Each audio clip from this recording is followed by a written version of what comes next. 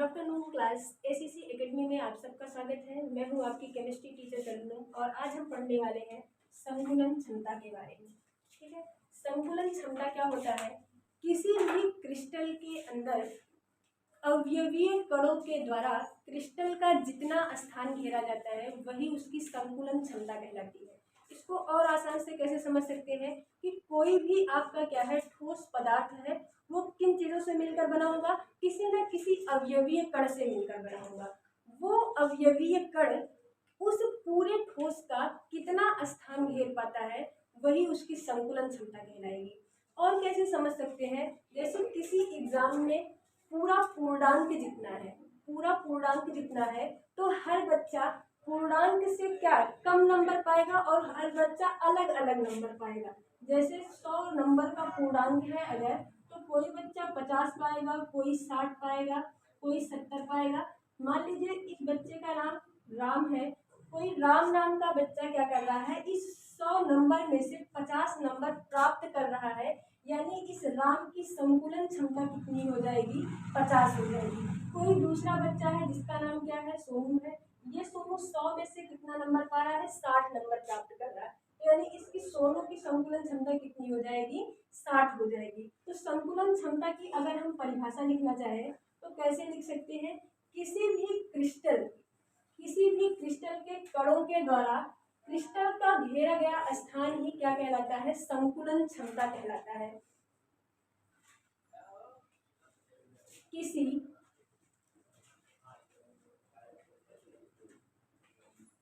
Crystal में उपस्थित कण क्रिस्टल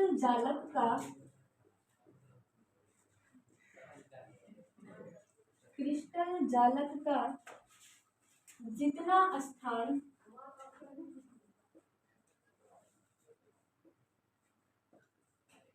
घेर पाता है वही उसकी संकुलन क्षमता कहलाती है।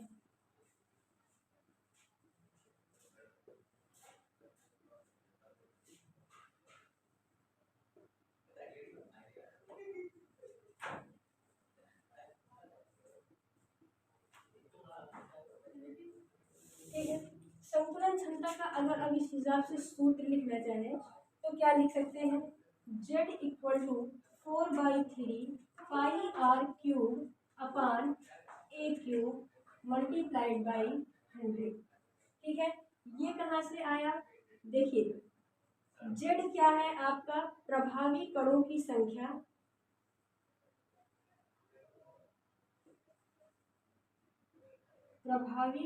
संख्या, ये 4/3 पाई आर क्यूब कण या फिर गोले का आयतन,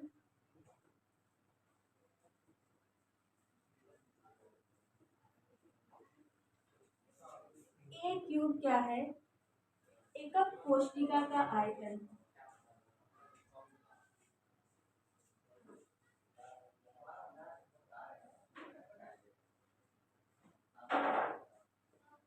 एकक कोशिका का आयतन। ठीक है, यानी हम लिख सकते हैं यहाँ क्रिस्टल के अंदर कणों की संख्या गुणे एक गोले या एक कण का आयतन बटे कितना है? ए क्यूब का मतलब एकक कोशिका का आयतन, यानी संपूर्ण एकक कोशिका का आयतन। कैसे लिख सकते हैं यहाँ पे?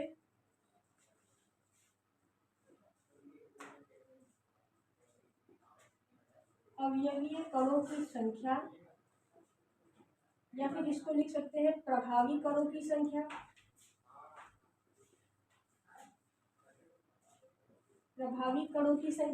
Z मतलब, और 4/3 क्या है? यानी एक कण का आयतन बटे ए क्यूब का मतलब क्या है?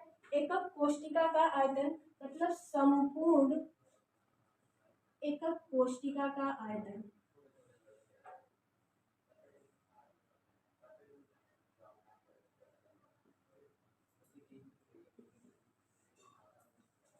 फिर से एक बार, संकुलन क्षमता क्या है कि किसी भी क्रिस्टल के अंदर जो अवयवीय कण उपस्थित है वो अवयवीय कण उस क्रिस्टल का कितना स्थान घेर पाते हैं वही उसकी संकुलन क्षमता कहलाती है। जैसे एग्जाम्पल में क्या होता है कि अगर कोई 100 नंबर का पूर्णांक है तो उसमें से कोई बच्चा 70, कोई 80, कोई 50 पा रहा है। जो जितना पा रहा है उस पूरे पूर्णांक से वही उसकी संकुलन क्षमता कहलाएगी।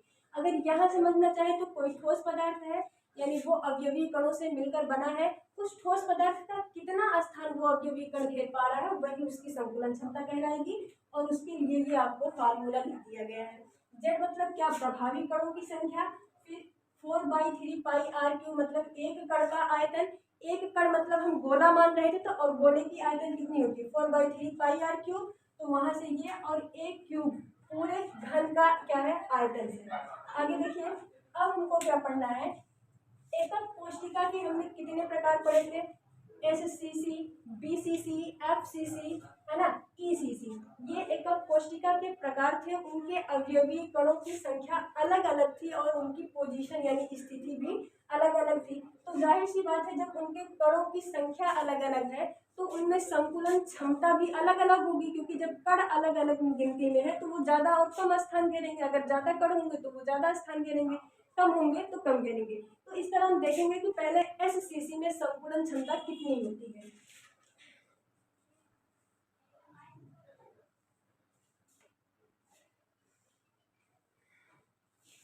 एससीसी में क्या करना है, हमको संकुलन क्षमता निकालना है। तो पहले एससीसी का एक फिगर बना ले। एससीसी कैसा दिखाई देता है, यानी सिंपल क्यूबिक सेल, है ना, सरल या आदि या मूलभूत एकक कोशिका, इस तरह से। इसमें क्या पढ़ा था कि सरल एकक कोशिका में अवयवीय कण 8 कोनों पर व्यवस्थित होते हैं। एक यहाँ, एक यहाँ, यहाँ, चार, चार इसके नीचे वाले पे। इस तरह से क्या 8 कण हो गए पूरे, है ना, है क्या यह एससीसी, सिंपल क्यूबिक सेल। ठीक है, अब इसमें हमको संकुलन क्षमता देखना है। कैसे देखेंगे, फॉर्मूला क्या था, जेड इंटू क्या था 4/3 pi are cube upon A cube in multiplied by 100, है ना। अब क्या करें, जेड बराबर प्रभावी कणों की संख्या। एससीसी में प्रभावी कणों की संख्या कितनी आई थी, कुल टोटल 8 कण थे। एक कण अपना कितना योगदान दे रहा था, 1/8, यहाँ से ये कट गया था और प्रभावी कणों की संख्या 1 आई थी, है ना। पिछली वाली वीडियो में ये सब कुछ आपको बताया गया है, जिसने नहीं देखा वो पीछे जाके देख लीजिए। तो यहाँ जेड का मान क्या रख देंगे, 1 रख देंगे, और 4 इंटू 4/3 पाई आर क्यूब। ठीक है, अब ए की वैल्यू निकालनी है आपको। ए क्यूब की जगह पे क्या रखें, तो ये चीज देखिए यहाँ पे, मान लीजिए ये 2 गोले हैं, है ना, यहाँ से ये वैल्यू आपकी ए है।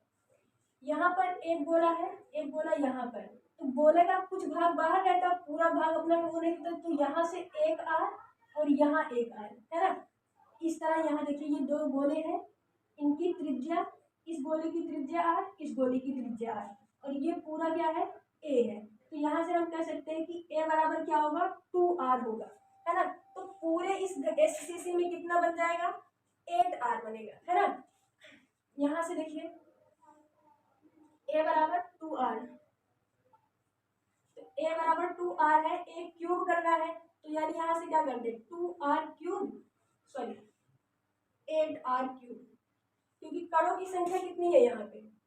यहाँ से देखिए, यहाँ से क्या 8r से कितना बना 2r बना, तो इस तरह से पूरे एकक कोशिका पूरे एससीसी में कितना बनेगा 8r बनेगा। ठीक है, तो 8r क्यूब कर दिए। अब इसको क्या करेंगे 100 से मल्टीप्लाई।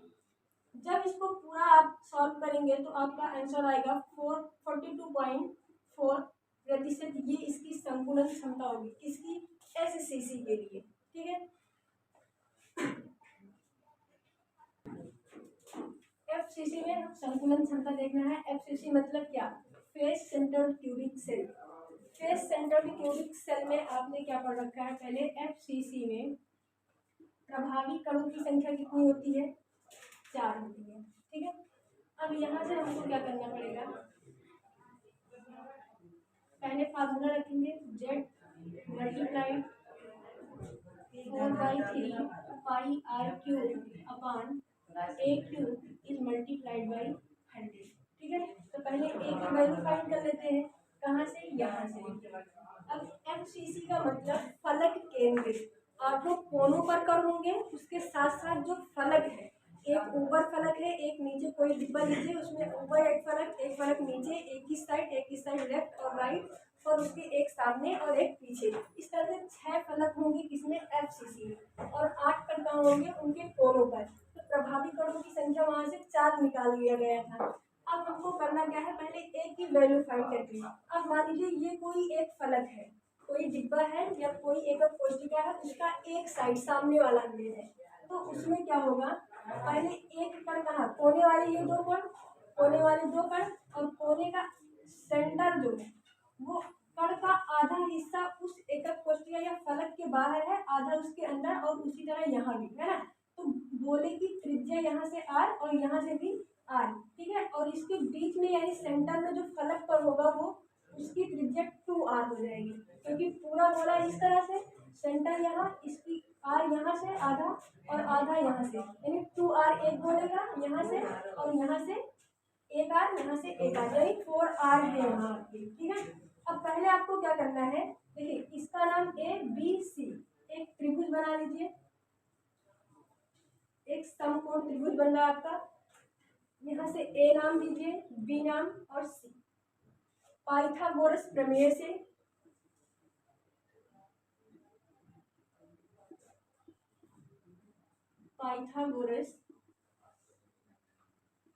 से क्या क्या हो जाएगा, AC स्क्वायर बराबर AB square plus BC square, ठीक है। अब इसका मान कितना है, A, यहाँ भी A, ठीक है।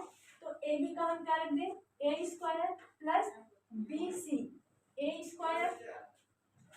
अब यहाँ से क्या लिख सकते हैं, 2A स्क्वायर, AC स्क्वायर बराबर 2A स्क्वायर, और AC बराबर क्या हो जाएगा, √2A, ठीक है। अब AC कहाँ है, देखिए AC ये है, और इसमें हम क्या प्राप्त किए हैं, AC बराबर 4r बराबर √2A। ये कहाँ से आया 4r, AC यहाँ देखिए है, एक यहाँ से फिगर से एक गोला ये था, उसका आधा हिस्सा बाहर था, सेंटर से आधा हिस्सा अंदर, यानी इस गोले की त्रिज्या r, और इसी तरह इस वाले कोने में जो गोला था उसकी भी त्रिज्या r, एक सेंटर में यानी बीच में है, पूरा कंप्लीट गोला है, तो यानी आधे से यहाँ देखिए इधर r इधर r, यानी 2r यहाँ, एक r यहाँ, एक यहाँ, 4r में, और इस वाली रेखा का नाम क्या है, AC। तो AC बराबर 4r और यहाँ से 2A, तो A बराबर क्या हो जाएगा,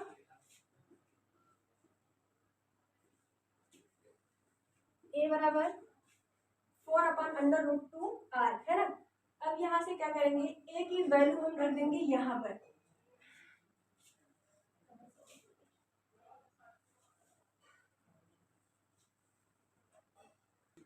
पहले 8 कोनों पर जो कण होते हैं वो अपना इतना देते हैं, 1/8, यहाँ से 1, और फलक पर कितने होते हैं, 6 होते हैं, और उसमें से एक कण अपना 1/2 देता है, तो यहाँ से 3, 1 + 3 = 4। FCC में प्रभावी कणों की संख्या 4 होती है, तो यहाँ Z बराबर क्या रख दिए, 4 मल्टीप्लाइड 4/3 पाई r³ अपान क्या करना है, A³ रखना है। A का वैल्यू कितना है, 4/√2r, 4/√2r, इसका क्या करना है, क्यूब कर देना है, ठीक है, क्योंकि A³ लिखना था ना, तो A की वैल्यू 4/√2r, तो A³ की वैल्यू इतनी हो जाएगी। अब यहाँ से आपको क्या करना है, प्रतिशत निकालने के लिए 100 से मल्टीप्लाई कर देंगे, और यहाँ पूरा सॉल्व करने के बाद आपको आ जाएगा 74%। ये इतना स्थान घेरेगा, ठीक है। FCC वाले में जो कण स्थान घेरेगा 74% घेरेगा। अगर आपको खाली स्थान पता करना है कि खाली कितना बचा रहेगा, तो 100 में से आप 74 का क्या कर देंगे, माइनस कर देंगे, तो ये आपको आ जाएगा कि उस पूरे FCC में खाली स्थान कितना रहेगा।